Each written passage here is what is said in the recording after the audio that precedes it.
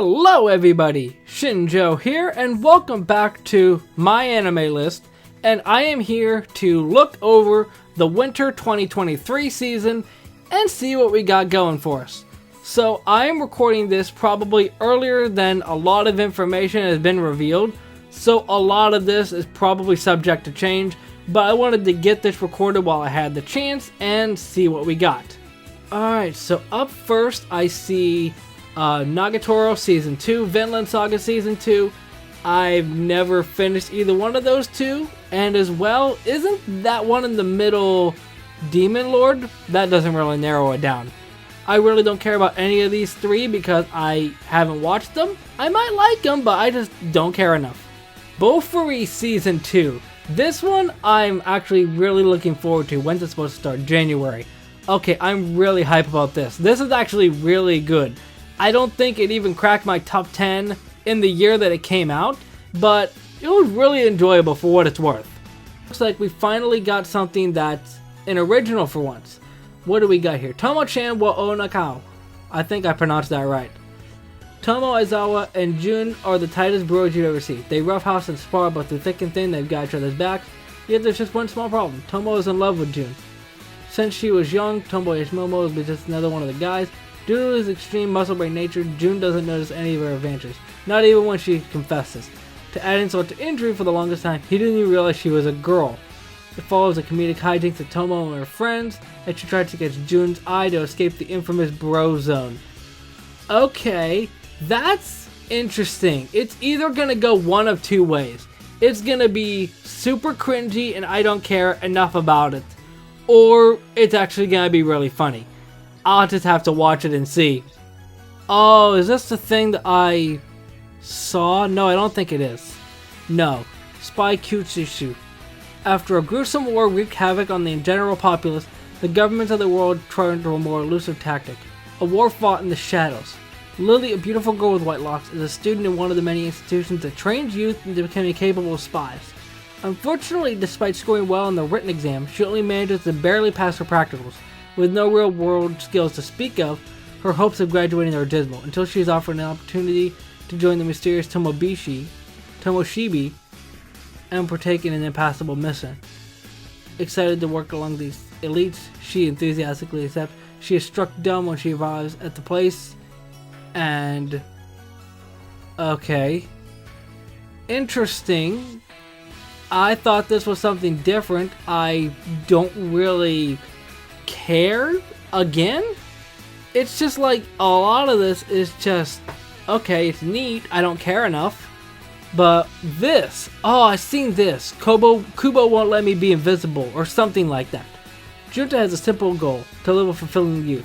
However, achieving his goal appears to be harder than expected, as everyone in his surrounding school often fails to notice him due to his lack of presence. In fact, his lack of presence is so severe that people think his seat is empty and mistakenly assume he often skips school. There was even a weird rumor spreading around the class claiming that those who successfully spot him will be blessed with good fortune for the day. So far, the only person that notices his existence is Kubo, a girl seated next to him. Unfortunately for him though, Kubo likes to tease him on a daily basis and often puts him into unprecedented and nerve-wracking situations. However, as Kubo's playful antics continue to involve him, he may soon discover that his youth may not be as boring as he thought. Okay, that... I knew that I was looking forward to it. I didn't know what exactly was going to come from it. That sounds really nice, actually. I'll put it as a maybe, because it gives me vibes of the dynamic between Nagatoro and Senpai in Nagatoro. So if it's a more heartfelt, sort of wholesome spin on that, I wouldn't be upset. Koiru Zokusei Danshi no Ko na... yeah, whatever it is. I don't know why I try to pronounce these anymore. Himuro is an office worker who belongs to a race of supernatural beings with strange powers. Whenever he is deep in concentration, he subconsciously plunges his poor co-workers into a close rendition of the Arctic. Even so, contrary to his icy powers, Himuro is a warm and kind person. He likes flowers and cats, but alas, he cannot get too close to either. Yeah. Himuro has a soft spot for another girl, a calm woman who has a knack for providing simple solutions to his unconventional problems. However, she does something for him. Whenever she does something for him, a snowstorm of emotions builds inside his heart, and he fails to notice the raging snowstorm he causes on the office floor. Thanks to his snowy tantrums, his feelings are apparent to everyone but her. However, fueled by his immense adoration and desire, he will prepared to do whatever it takes to capture her heart. Okay. Interesting. I'm wondering now, because from what I understood, everybody has supernatural powers, but it might be just him. If it's just him, I'm gonna like it a bit less because I'd like to see all the different powers, but I don't know. It's innocent enough. I'll keep an eye out for it when it comes out, but I don't care enough. And what do we got here? It's got Tsundere in the title. That's a good sign. On the outside, Otome villainess Lysolette seems foul in every way. A purely evil character. However, as revealed in her diary, she was both hiding her pain and her true feelings for Squidward. Squidward? While she keeps us locked away, an evil witch ultimately possesses her, a tragic end for the Tsundere villainess.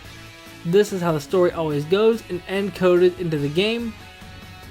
Broadcasting club members Endo and Kobayashi decide to play this game. In another universe, Sigward hears their voices, believing it to be a divine revelation. These voices clue into him something he's never noticed before. Lysolette is adorable. There are no sets in this game, and just one chance to change the future for the ill-fated villainess. In years to come, these two entities who will guide the country to prosperity and greatness will be known as play-by-play Endo and color commentator Kobayashi. Interesting. I kind of like that because it's like a sportscast where they're just the announcers. Interesting. Nichan wa Oshima. Oyama was just a normal erotic game loving dude until he woke one morning as a woman. Turns out his mad scientist little sister Mihara tried out one of her new experiments on him with a disastrous outcome as far as Mahira is concerned. But Mihira is determined to study him as he is determined to go back to being a shut-in game playing life. And one thing is for sure, life's gonna get weirder from now on. Interesting. I kind of like the art style, not gonna lie. I wasn't sure what to feel about that. And I haven't seen everything from it, but just the premise alone kind of gives me vibes of Johnny Test. I don't know. Again, just like other stuff that I discussed, it's either gonna be really funny or really cringe. We got Ayakashi Triangle. Why does that sound familiar? Kazumaki and Kanade are childhood friends bonded by their shared ability to see Ayakashi, yokai in search of a life force to devour. However, in high school, their relationship deteriorates. As Suzu's one-sided feelings are growing, so is the difference in their Ayakashi views.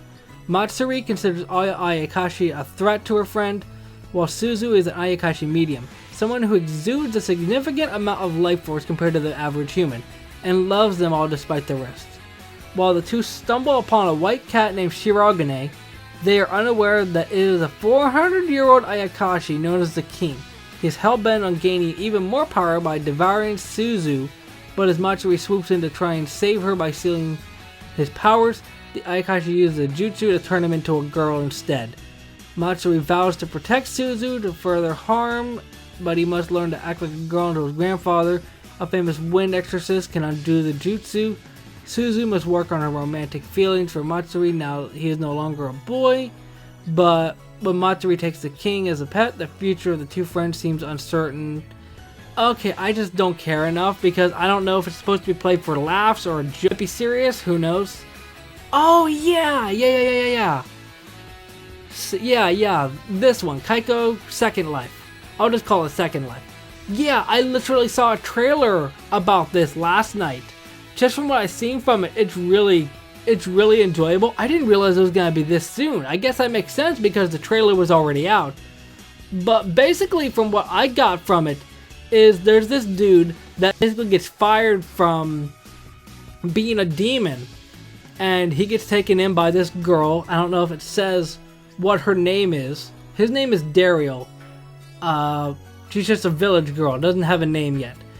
And he's basically rescued, and he basically has to keep his secret hidden that he's a demon because they'll kill him if they find out. I'm really looking forward to that. I really like the design Of all the characters, what's it from? Encourage Films. Not familiar with that. Kind of gives me vibes of the new season of Demon Lord. The one about McRonald's. Ningen Fushi no... I'll call this Bokensha. The story begins with Nick, an experienced adventurer whose party is led by his mentor and father figure, Argus. Following the completion of their latest job, Nick discovers a chunk of the money has gone missing and realizes one of his party members is the culprit. To his surprise, Argus forgives the member and instead expels Nick after being accused of also embezzling funds. One night after several weeks in a downward spiral, he ends up at a tavern where fate leads him to three fellow adventurers. They bond over their own betrayals and their destroyed ability to trust anyone. This is when Nick forms the idea of the party. Interesting! That's an interesting concept. I'll keep it in mind. We got Rogo, Sonate, Isekai, Manmai. One day, Mitsuha falls off a cliff and is transported to a medieval Europe type world. Because of course, why else wouldn't you be on a cliff? After a near-death encounter with a pack of wolves, she then realizes that she's able to transport between two worlds. This one and her own. Taking advantage of the ability, Mitsuha decides to live in both worlds and calculates that she'll need 80,000 gold coins to be able to retire. She has to come up with different ways to collect her gold coins. Huh. I'll check it out. The premise of being able to flip-flop between two worlds is certainly interesting enough that I'll at least check it out. I'm mainly just checking out a lot of stuff because I'm noticing that after trying to make the top 10 anime of 2022, I couldn't find enough and I had to watch a lot of them. So that was something. Oh yeah, here's the one I was thinking about earlier, Buddy Daddies. This is basically the male version of Spy Family in a way. Like, you can already see the similarities. There's no plot to say on here, but like, you can already see it. There's two guys, there's a kid, not exactly the same idea. It's from PA Works. Didn't they do Licorice? What in the world is that? Sugar Apple Fairy Tale. Okay, so we got Saft here, and what does Saft say? After her mother passes away, Anne decides to be a silver sugar master like her mother, a highly regarded occupation in the country of Highland, where very few masters of the craft exist. Anne leaves for the town of Lewiston, it's probably Lewiston, where the royal family holds a sugar sculpture festival. To become a silver sugar master, she has to win the top spot and receive a royal medal. That sounds wild enough that I'm gonna watch it. Mainly just to say that I'm watching a show that's called Saft. I'm just gonna call it Saft just to make it easier because Sugar Apple Fairy Tale, no one will take me seriously if I say I'm watching a show that's called that. Hikari no U. It takes place in the aftermath of humanity's last war. The world is enveloped with a black forest and people become infected with a pathogen that causes them to burst into flames in the presence of natural fire. As you do. The only safe source of fire can be obtained by hunting black beasts, flame spirits, which reside deep in the forest. Among the fire hunters, rumors of the King of Fire Hunters began spreading recently, because it's a wildfire. An individual who will be able to harvest the man-made star, the Millennium Comet that once wandered into the void. It focuses on Toko, a village-raised girl, and Koshi, a former student in the capital. The encounter between these two, who are not supposed to cross paths, changes the world. I've heard that like 5 times already. Now, there's a lot on here I can't really talk about. Nijiyon, I guess it's based off of School Idol stuff with the Nijisaki Club from probably Love Live. I'm not familiar with that. I didn't see the earlier part of, what's it called? Mysterious Orphan or something Orphan. So we got Technoroid Overmind. It's set in the Entertainment Tower Babel. A new hope found by those who have lost the joy of light as humanity's activities are restricted due to the large-scale climate change caused by the expanding sun. The anime depicts unique units and characters fighting for the top of Babel, pursuing emotions that move people and androids through performance. I'll keep an eye out for it, mainly because it's Dogakobo, but otherwise I wouldn't care. Moe Ippon. Okay. After performing in their final middle school judo tournament, Michi and Sanai began high school and walk in on Michi's final opponent fighting to save their new club's judo club. sure, I'll at least watch an episode or two. It's definitely an interesting premise. Of course, I'm personally more drawn to slice of life stuff, which is probably why a lot of the action isekai I don't really care too much about. I don't know, I'll keep it in mind. Night Up. Okay, nothing to say about that. It looks like an idol. It definitely is an idol. Cardfight Vanguard Will Plus Dress. Haven't seen the first season. What in the world is this? Flagla. Iko, a third grader, lives with his 4 older brothers in an old house in Tateyama. Iko's family has no parents, and according to his older brothers, their mother works in Tokyo. Despite being a bit eccentric, Iko loves his brothers who take good care of him, but they have a secret. They are wizards who almost live forever. The story unfolds on a family summer vacation in a seaside house, happily living together while being caught up in the world of wizards. Okay, it's certainly interesting. I'll keep it in mind. But if it's just gonna be the show of the joke being that they live forever and nothing really coming from that, I'm not gonna really care. The 5th season of Aggretsuko. Okay. I'm gonna hold out hope because I don't really think that there need to be any more seasons of Aggretsuko. If you want me to discuss it in a future episode, I can discuss that in a future video. We got movies. That's right, the Black Clover movie. That'll be out in March. Okay, so that'll give me 3 months to finish the show. That's definitely believable. Oh, the Gridman universe. So it's gonna take the 2 different Gridmans and put them together, I guess? And of course it's made by Trigger, because why wouldn't it be? This is certainly gonna be an interesting year. It might be because a lot of it is kind of underwhelming compared to what this year has been, or I guess last year, depending on when I post this. But yeah, there's definitely some stuff I'm looking forward to. Let me know what you're looking forward to, and let me know what you think about this video down in the comment section, and I'll see you next time. Momentai.